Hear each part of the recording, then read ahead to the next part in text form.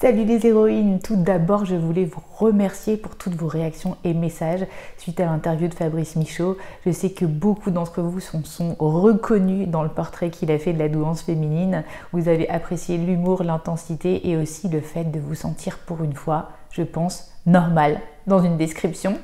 Et je voulais partager avec vous aussi aujourd'hui un message d'une femme cette semaine qui m'a dit ceci. J'ai fait un test de QI il y a un mois, 149 de QI, alors que je me suis construite autour de la croyance que j'étais parfaitement idiote. Tu vois le paradoxe? Et oui, lorsqu'on se fait détecter HPI ou même THPI sur le tard, eh bien, il y a comme une dissonance par rapport à ce qu'on pensait de soi. Jusqu'ici, on s'était pensé inapproprié, en décalage, voire complètement inférieur ou idiote. Et en fait, ça vient tout bouleverser, c'est pire qu'un choc. En fait, c'est une prise de conscience énorme, c'est une révolution interne. Et aujourd'hui, on va voir dans cette vidéo pourquoi on peut se sentir mal à l'aise au début avec cette annonce et comment surmonter tout ça.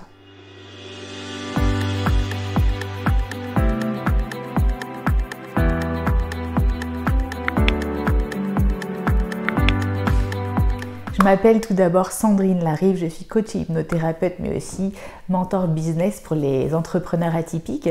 Et si tu veux savoir aujourd'hui si tu es multipotentiel ou complètement zébré, c'est-à-dire une petite zébrette, une femme à haut potentiel, alors je peux te donner quelques pistes si tu réalises le quiz qui se situe dans l'e-book gratuit qui se trouve en dessous de la vidéo.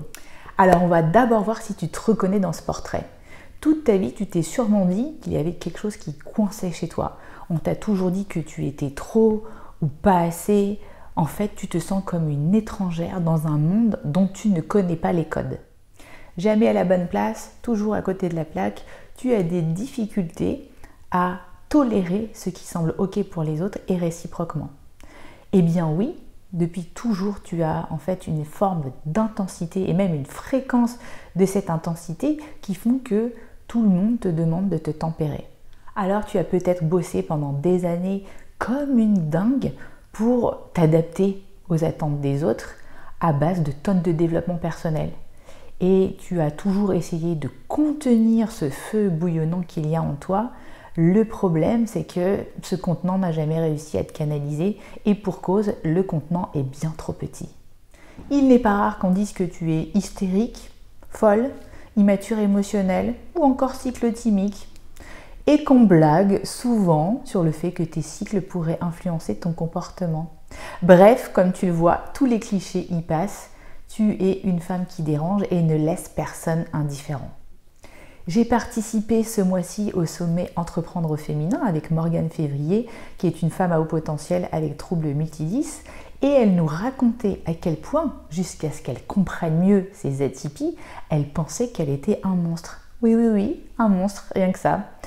En fait, c'est hyper dur aussi de se croire, à un moment donné, intelligente, alors que jusqu'ici, on pensait que les autres arrivaient à faire 10 fois mieux ce qu'on était capable de faire. D'autant plus pour une femme, si pendant longtemps, la bête noire de ta vie ont été les maths et que tu te réfères encore au cliché du binoclard fort en maths. D'ailleurs, il est possible que tes parents ou tes professeurs disaient que tu étais bête. Le décalage dans tes propos, ton mode de pensée, ta façon d'intervenir hyper originale, tes réponses inattendues, tout ça ont fait que bien trop souvent, ça a été interprété comme de la bêtise. Étonnant, mais très fréquent.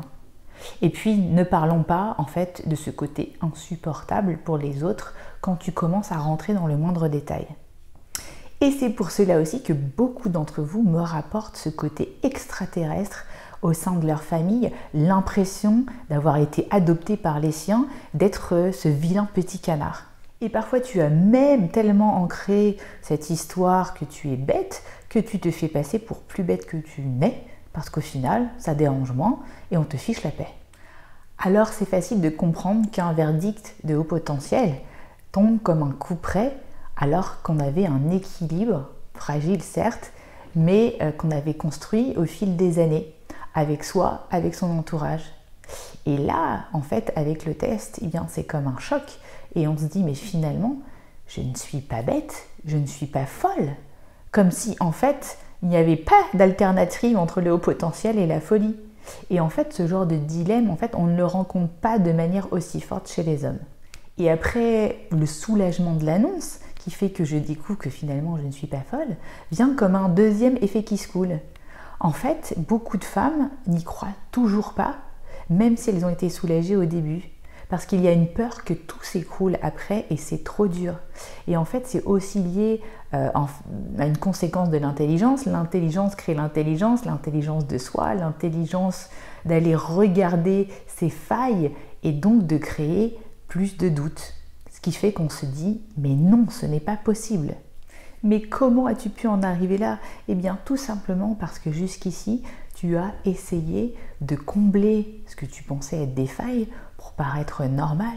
Parfois, tu as même masqué ton intelligence pour ne pas faire de l'ombre aux autres et tu t'es suradapté aux autres à un monde qui ne te convient pas.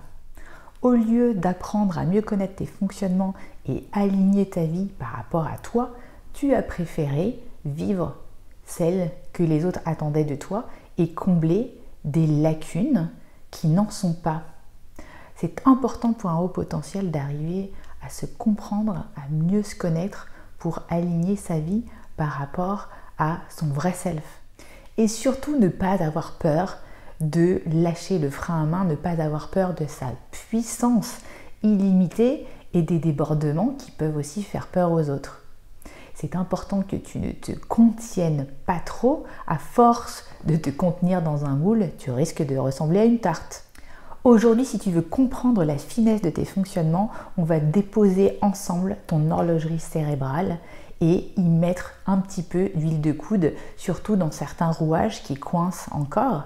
Et pour ça, je te propose de remplir le questionnaire qui se situe juste en dessous de la vidéo. On va pouvoir discuter à partir des informations que tu vas me transmettre. Et je voulais te dire aussi qu'on va utiliser notamment de la PNL, de la programmation neurolinguistique, pour faire de ton cerveau enfin un allié et plus cet ennemi que tu avais depuis des années. On va dégommer ensemble toutes les croyances limitantes que tu avais ancrées dans ton corps et dans ta tête. Et puis enfin, le cliché du binoclard surdoué, honnêtement, c'est has-been. Il y a plein d'autres intelligences à développer que le pur QI quotient intellectuel et l'intelligence rationnelle logico-mathématique. Il y a l'intelligence émotionnelle, l'intelligence de la nature, bref, tout un tas d'autres intelligences à cultiver et je te recommande, si tu veux en savoir plus, d'aller voir ma vidéo sur la théorie des intelligences multiples d'Howard Gardner. Et rappelle-toi aussi que si tu n'arrives pas à apprendre certaines choses ou à retenir certaines choses ou à faire certaines choses, ce n'est pas que tu es bête, c'est que soit ça ne t'intéresse pas, soit la façon dont ça t'a été enseigné n'est pas forcément celle qui te convient. Toi, tu as besoin de faire des choses avec du sens, tu as besoin d'émotionnel pour retenir, ta mémoire fonctionne comme ça, elle est sélective, alors ne te flagelle pas. Voilà, si tu as aimé cette vidéo, n'hésite pas à la partager, peut-être que ça va parler à de nombreuses femmes. En tout cas, ça m'a fait plaisir d'être là avec vous aujourd'hui et je vous souhaite à toutes un bon week-end. À bientôt les héroïnes, ciao!